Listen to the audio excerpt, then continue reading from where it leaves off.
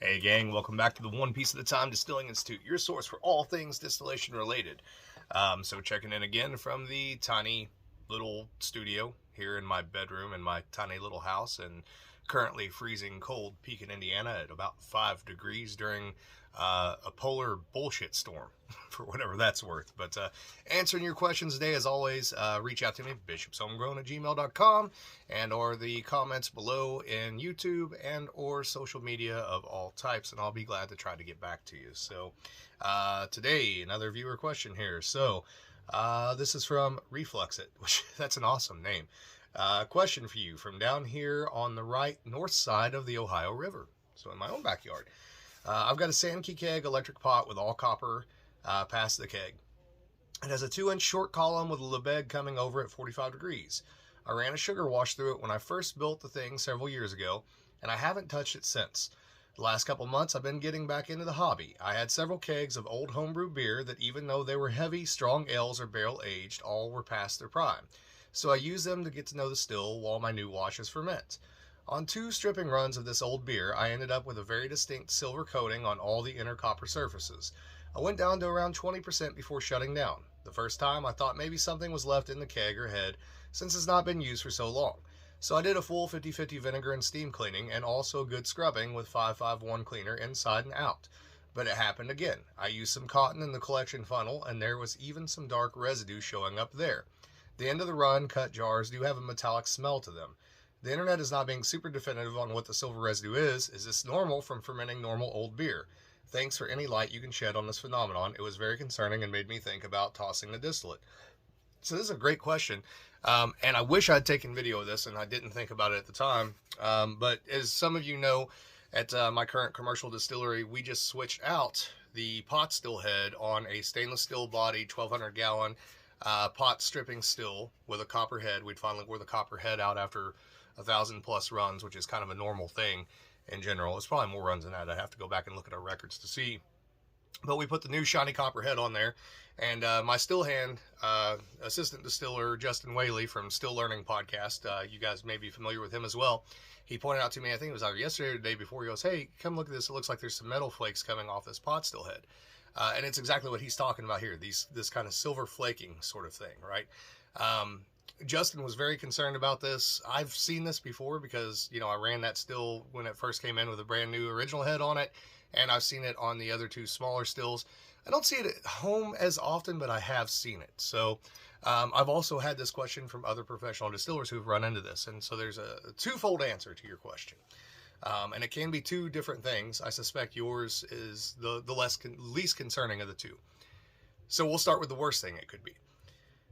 The worst thing it possibly could be is that some grain companies, especially those who are not intending your grains to be used for human consumption, do treat their grains with various different components, sometimes, or mostly almost always organic in nature, to fight any sort of bugs that might get into there. Some of those components can build up during distillation. They don't typically distill over, but they do fall out. Now, if that was the case, I would expect not to see it necessarily in the vapor path, but more along the inner ring of the still where the boiling level was, etc., as that falls down. I highly doubt that's what you have going on. I've only ever run into that with one other distillery that I know of. The other thing that can happen is that you're setting on old beer, right? So beers, you don't tend to worry nearly as much about SO2, H2S, sulfurous compounds, right? And when those beers get older, those sulfurous compounds build up quite a bit. If your copper was fairly clean to start with, what you may initially have is sort of that layering effect. We've talked about how the inside of the still doesn't have to be shiny like a new coin, right? Like a new penny. You actually want a little bit of kind of that black coloration to it, that oxidized copper. A lot of times when that oxidized copper is first building up on the inside of the copper pot still, what you will get is this flaking effect, right? The outside piece of the copper starts to have its chemical effect that you expect copper to have, pulling out that SO2, that H2S, and it builds up in these sheets that kind of fall off. And like in our example at the distillery, that's a big enough still head that when you open the door, the atmospheric pressure of the still changed a little bit, and it kind of looked like it was snowing these silver metallic pieces out of the top of the pot still head. I know well enough to know that that's a new pot still head. We're building up those copper salts on the outside of the copper to the inside of the still, and that's exactly what Justin was seeing. I suspect that that's what you're seeing as well. If it's on the stripping run, it's not a big deal. It means that the copper is doing exactly its job that it should be doing. It's just trying to overcompensate for the amount of SO2 or H2S that is built up in that old beer, and it's going to take it a little while. Eventually, it will make a patina. As I've said in previous videos, when it comes to cleaning stills, you don't want to clean that copper to where it's all the way clean and shiny every single time. It's normal for that copper to oxidize to some degree, right? It just has to get that initial process out of the way.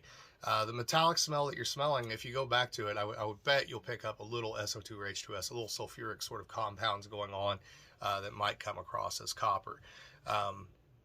This is something that does confuse a lot of distillers, and a lot of home distillers never do see it, because a lot of home distillers are mostly dealing with, sugar shines and things of that nature, where they're never going to see that actually happen. So this is a great question to ask, because when people get into doing all grains or doing, redistilled beers, etc., they're going to run into this, and they're going to have this exact same question. I hope they'll find this video and it will help them out. If you have any questions about that, please feel free to reach out to me, and I'll try to explain it a little better than I have in this video. But it's nothing to worry about. It's just the copper doing what the copper does. I'd rinse it out real good with warm water as soon as you get done distilling. If you're going to use that same pot still head to do your doubling run or anything like that, you want to clean that up as much as possible and pull it out of there before you do that doubling run. But on these stripping runs, this is a very, very common thing. So we actually clean our stripping still heavily about once a month, or at least once in between most products. So if we're switching from a 4-grain bourbon over to, say, a buckwheat or kasha bourbon, we'll do a heavy, steam clean out with citric acid, steam clean out with powdered brewer's wash, and then steam clean out with water, and then a good rinse in order to knock some of that stuff out of there, so that we get a cleaner initial low wines distillate off the next run of that new product. We'll even see, if you go in even after you deep clean on that big still, and you open that still up after it cools off, and you stick your hand up in the still and touch the head, you can pull your hand out and you'll have some of that black SO2 H2S stuff sitting on your hand. So it's just, again, the copper doing what the copper's supposed to do, and hey, you're on the right track, right? The copper is obviously being very, very effective.